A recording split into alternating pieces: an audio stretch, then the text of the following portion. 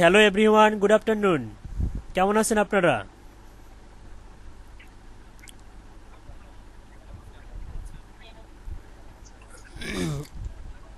আলহামদুলিল্লাহ, আমি ভালো আছি। সবাই হোমওয়ার্ক করছেন? হোমওয়ার্ক? ওয়ালাইকুম আসসালাম মুন আহমেদ ভাই, অনেক ভালো আছি। আপনি কেমন আছেন?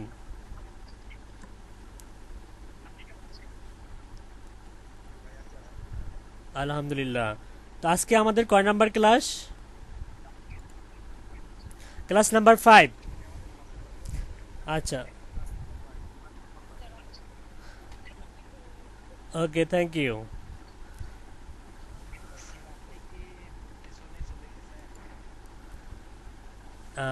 আচ্ছা শামীম ভাইয়া, আপনাকে আমরা পরে বুঝাবো, আপাতত আপনি একটু সাইলেন্টে থাকেন, হ্যাঁ, পরে বুঝাবো। আচ্ছা, শামীম ভাইয়াকে একটু আমরা টেক্সট করে বুঝাই দেই। আমি হচ্ছে ক্লাসে চলে যাচ্ছি। ওকে, ক্লাস নাম্বার 5, আমাদের আমাদের যে টপিকস নিয়ে আলোচনা করব সেটা হচ্ছে writing article and optimisation of article for search engine. কিভাবে আমরা আর্টিকেলগুলো লিখব এবং অপটিমাইজ করব সার্চ ইঞ্জিনের জন্য, ঠিক আছে? খুবই মন দিয়ে শুনবেন। Writing article and optimisation of article for search engine, ঠিক আছে? ওকে, আমরা যদি একটু স্ক্রল করে নিচে যাই। স্ক্রিনটা ক্লিয়ার? স্ক্রিন দেখা যাচ্ছে?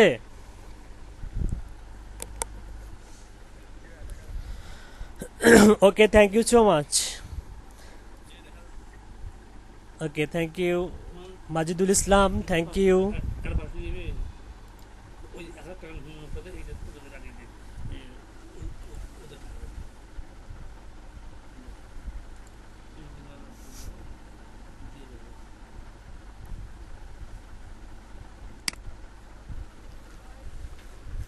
আব্বু, আমার পকেটে 300 টাকা আছে, 300। আচ্ছা, আমরা ক্লাসে চলে যাচ্ছি, হ্যাঁ।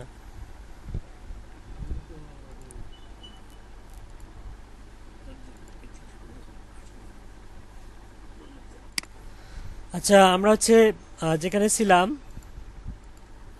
আমরা কোর কম্পোনেন্টে ছিলাম। Core component, class core component. দেখেন, writing writing article and optimisation of search, optimization of article and search engine, তাই না? এই টপিকস নিয়ে আলোচনা করছিলাম। আমাদের ফার্স্ট সেশনে যে টপিকসগুলো থাকবে, rewrite article from another article, rewrite article from another article, ঠিক আছে? একটা আর্টিকেল থেকে কিভাবে আরেকটা আর্টিকেল লিখতে হয়, ঠিক আছে? এই টপিকস নিয়ে আলোচনা করব আমরা। তারপর হচ্ছে collect information from other articles, information collect করতে হবে।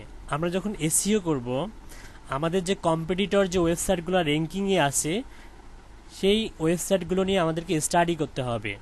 আসলে কোন কোন কিওয়ার্ডসের জন্য, কোন কোন আর্টিকেলের জন্য, কোন কোন পোস্টের জন্য ওই ওয়েবসাইটটা আসলে র্যাঙ্কিংয়ে প্রথম পেজে চলে আছে, এবং গুগলের যেসব অ্যালগোরিদম আছে, এসব অ্যালগোরিদম নিয়ে আমাদেরকে স্টাডি করতে হবে। তাহলে আমরা বুঝতে পারবো যে হচ্ছে এভাবে ইনফরমেশন কালেক্ট করে আমরা বুঝতে পারবো যে আসলে আমাদের ওয়েবসাইটের জন্য এক্স্যাক্টলি কোন টাইপের আর্টিকেল দিতে হবে, কোন টাইপের অ্যালগোরিদম ইউজ করতে হবে। ওকে, নাম্বার 3 দেখেন, articles, write articles from image content, video content and from slide content. Okay, second সেশনে যেসব আমরা হচ্ছে আলোচনা করব, concept of pillar article, understanding search engine algorithm, title optimisation, image optimisation, keywords density, এগুলো সব আমরা এসইও এর ক্লাসে ডিটেলস শিখবো। আর এখন হালকা জাস্ট আপনাদেরকে টাচ দিয়ে যাচ্ছি, হ্যাঁ। Understanding search engine algorithm, title optimisation, অবশ্যই অপটিমাইজেশন। আমি একটু আগে টাইটেল দেখাইলাম, টাইটেলটাকেও অপটিমাইজেশন করতে হবে। ইমেজ অপটিমাইজেশন, আমরা হচ্ছে ইমেজ অপটিমাইজেশনটা অলরেডি শিখেছি, তাই না? কিভাবে ইমেজটা অপটিমাইজেশন করতে হয়। আমরা ফাইবারের গিকটা যখন দিয়েছিলাম, ইমেজ অপটিমাইজেশন শিখছিলাম না? আচ্ছা, একজন শিখছেন শুধু, সবাই শিখেননি? কথা বলেন না কেন? হ্যাঁ, আমরা যখন গিক দিব অবশ্যই ইমেজটাকে অপটিমাইজ করব, ঠিক আছে?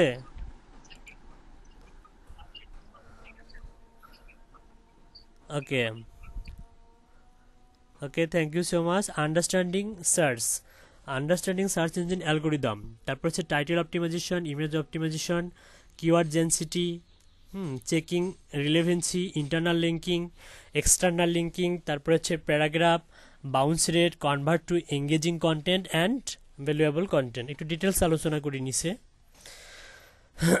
আর্টিকেল রাইটিং পড়তেছি, কিন্তু হোয়াট ইজ আর্টিকেল রাইটিং এটা তো জানতে হবে। আচ্ছা, হোয়াট ইজ আর্টিকেল রাইটিং একটু মন দিয়ে শুনি। Article rewriting, article rewriting is to make changes in a text by replacing words, phrase, sentence and sometimes whole paragraph to make the text look unique and more engaging. The difficulty is when you have to change very suitable word to make it unique and keeping the main idea of the topic the same. আচ্ছা, এখানে কিন্তু article রিরাইটিংটা বোঝাচ্ছে। What is article rewriting? আচ্ছা, একটা article থেকে মানে করে same ওই রকমের একটা আর্টিকেল ক্রিয়েট করবো, কিন্তু ইউনিক হতে হবে। এটা কিভাবে সম্ভব? How is this possible? সম্ভব, এটা হচ্ছে সিনোনিম ওয়ার্ড ইউজ করে। ঠিক আছে,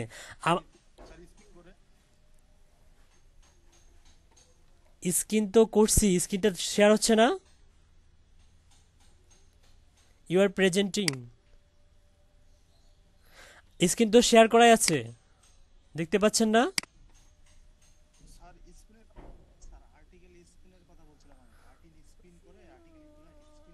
ও আচ্ছা আচ্ছা, হ্যাঁ হ্যাঁ, স্পিন করে করতে পারি, বুঝতে পারছি বুঝতে পারছি।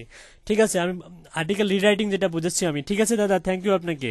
হ্যাঁ, স্পিন করেও আমরা রিরাইট করতে পারি, কিন্তু আমরা একটু ম্যানুয়ালি করার ট্রাই করবো। ম্যানুয়ালি আমরা কোনো সফটওয়্যার বা হচ্ছে কোনো টুলস ব্যবহার করব না। ঠিক আছে, সফটওয়্যার বা টুলসগুলোর হচ্ছে আসলে এখন আর যুগ নাই। এখন অ্যালগোরিদম এত পরিমাণ চেঞ্জ হয়ে গেছে যে এখানে আপনাকে কিছু ইউনিক, কিছু নিজের আইডিয়া, মানে হিউম্যান আইডিয়া, হিউম্যান, কোনো রোবট নয়, মানব মানে হিউম্যান যেভাবে চেঞ্জ করে ঠিক রাইট ওইভাবে চেঞ্জ করতে হবে। আপনাকে একটা আর্টিকেল দিলাম, আপনাকে বললাম যে এই আর্টিকেলটাকে হুবাহু কপি করবেন, কিন্তু এটাকে ইউনিক করতে হবে। যেভাবে করতে পারবেন, ফার্স্ট এক নাম্বার হচ্ছে সিনোনিম ওয়ার্ড ব্যবহার করে। সিনোনিম ওয়ার্ড, ঠিক আছে, মনে করেন একটা একটা ওয়ার্ড দেওয়া আছে, তার হচ্ছে সিনোনিম ওয়ার্ড ব্যবহার করে। যেমন একটা ওয়ার্ডের কিন্তু অনেকগুলো, আপনি ডিকশনারি খুঁজলে দেখবেন যে অনেকগুলো সিনোনিম ওয়ার্ড থাকতে পারে। গ্রামারলি ঠিক রেখে সিনোনিম ওয়ার্ড ব্যবহার করতে হবে। সেকেন্ড হচ্ছে ফ্রেজ, এই যে ফ্রেজ, ফ্রেজ অ্যান্ড ইডমস পড়ছি না, বাগধারা, বাগধারা পড়ছি না। যেমন হচ্ছে a fish out of water, মানে কি অস্বস্তিকর অবস্থা। তারপরে হচ্ছে এবিসি, এবিসি প্রাথমিক জ্ঞান, সেরকম এরকম এখানে মানে ইউনিক করা এগুলো। Exactly right. তো এরকম ফ্রেজ অ্যান্ড ইডিয়মস ব্যবহার করে আমরা হচ্ছে আর্টিকেলটাকে রিরাইট করতে পারি।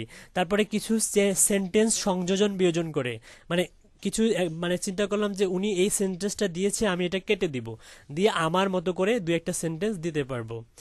দ্যাটস দ্য হচ্ছে মনে করেন ইউনিক করার পদ্ধতি। তারপরে দেখেন, and sometimes whole paragraphs to make the text look unique and more engaging. The difficulty is when you have to change every suitable word. মানে আমরা যদি প্রত্যেকটা ওয়ার্ড যদি মানে চেঞ্জ করতে যাই, তাহলে তো পুরো ওয়ার্ডটাকেই মনে করেন যে নতুন করে একদম হয়ে গেল। বলতেছি ডিফিকাল্টি মানে কঠিন একটু। It unique and keeping the main idea of the topic the same. আচ্ছা, সবগুলো যদি করি তাহলে কিন্তু আরও বেটার বলতেছে, এরা বলতেছে সেটা সেটা অনেক বেটার, কিন্তু দরকার নেই সবগুলো করার। সবগুলো করলে তো অনেক টাইম লাগবে, অনেক টাইম স্পেন্ড করতে হবে। তো আমরা জাস্ট নর্মালি হচ্ছে কিছু ফ্রেজ, কিছু আমাদের কিছু সেন্টেন্স অ্যাড করে আমরা হচ্ছে আর্টিকেলটাকে রিরাইট করতে পারবো। হুবাহু কপি করার পরে এগুলো সংযোজন বিয়োজন করতে হবে, সিনোনিম ব্যবহার করতে হবে, অপোজিট ওয়ার্ড, অপোজিট মিনিং ব্যবহার করতে হবে, সিনোনিম অ্যান্টোনিম ব্যবহার করতে হবে। ঠিক আছে, আমি কি বুঝাতে পারছি? হুবাহু কপি করা যাবে না। ওকে, থ্যাংক ইউ। তারপরে দেখেন, what is a pillar? What is a pillar? A pillar is a block content, usually an article which does some very important things. আচ্ছা, পিলারটা আবার কি? দেখেন, pillar is a block content. Pillar আমরা বলতেছি ব্লগের মাঝে যে কন্টেন্টগুলো থাকে, হ্যাঁ, দণ্ডায়মান থাকে, দণ্ডায়মান হয়ে থাকে না, দেখেন ওই যে পিলার বলতেছে। A pillar is a block content, usually an article which does some very important things. It will bring in a rush of new readers and backlinks. Other sites linking to your blog. Backlink তো বুঝি, একটা ওয়েবসাইটে অন্য ওয়েবসাইটের কি করা, link build করা। ঠিক আছে, এসইওর সময় দেখাই দিব, সমস্যা নেই, ব্যাকলিঙ্ক কিভাবে ক্রিয়েট করে। It will continue to bring in more readers over time as you and other people refers to it, even though it may be buried in the archives for your blog.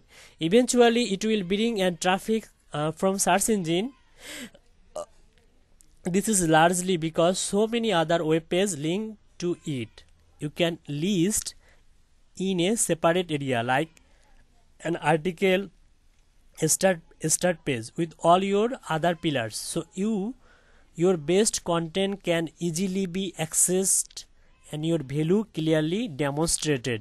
It is not time dependent, so in 12 months time it will still be relevant and popular. তার মানে বলতেছে যে আপনি শুরুতেই যে website create করার পরে আপনার বিজনেসটা বা আপনার হচ্ছে কন্টেন্টটা বা ওয়েবসাইটটা যে হচ্ছে অনেক বেশি জনপ্রিয় হবে এমনটা না। মিনিমাম 12 মান্থ 12 মাস সময় লাগতে পারে, ঠিক আছে? 12 মাসের মধ্যেই এটা মিনিমাম 12 মাস। এর ভেতরে মনে করেন যে ম্যাক্সিমাম হলে একটু হচ্ছে মনে হয় অন্য অ্যালগোরিদম বা অন্য ক্যাটাগরি বা অন্য ফাংশনালিটির মাধ্যমেও করা যেতে পারে। এখানে বলতেছে যে মিনিমাম 12 মান্থ, ঠিক আছে? আমরা একটু নিচে যাই।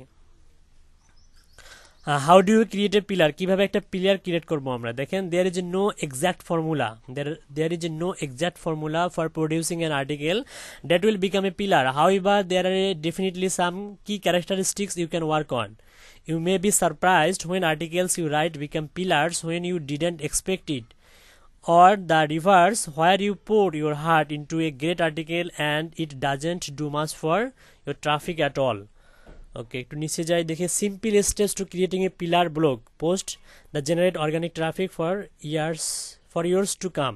আচ্ছা, তিনটা সিম্পল স্টেপ দিয়েছে যেটার মাধ্যমে আমরা পিলার ব্লগ পোস্টটা করতে পারি। আচ্ছা, প্রথমে স্টেপটা হচ্ছে 1 নম্বর, চুজ ইউর টপিক। টপিক বলতে কিওয়ার্ড বা নিশ, কোন টপিকের উপরে আসলে আমি ওয়েবসাইটটা দিলাম আর হচ্ছে কীরকম হচ্ছে পোস্ট ক্রিয়েট করতেছি। নর্মালি আমি যদি হচ্ছে আমার টপিকটা যদি হয় কি, মনে করেন যে আমার ওয়েবসাইটটা যদি হয় নিউজ পেপার বা ম্যাগাজিন রিলেটেড, নিউজ পেপার যদি হয় সাপোজ, তাহলে চুজ ইউর টপিক। তাহলে আমার কি টপিকগুলো অবশ্যই স্পোর্টস রিলেটেড হবে বা পৃথিবীতে যত ধরনের স্পোর্টস এখন হচ্ছে সেই রিলেটেড হবে। Pick a type of post, তাহলে পোস্টটাও কি হবে, খেলাধুলা বিষয়ক হবে। ফাইন্ড ইউর অ্যাঞ্জেলস, আর অ্যাঞ্জেলস বলছে এখানে টার্গেটেড অডিয়েন্স বোঝাচ্ছে। তার মানে স্পেসিফিক কিওয়ার্ডসের মাধ্যমে আমরা হচ্ছে স্পেসিফিক ওয়েবসাইটের মাধ্যমে স্পেসিফিক পোস্ট দিচ্ছি, একদম নিশ অনুযায়ী পোস্ট দিচ্ছি, তাহলে আমরা টার্গেটেড অডিয়েন্স পাবো, ঠিক আছে? আচ্ছা, এই হচ্ছে ঘটনা। তারপর ওকে, থ্যাংক ইউ সো মাচ।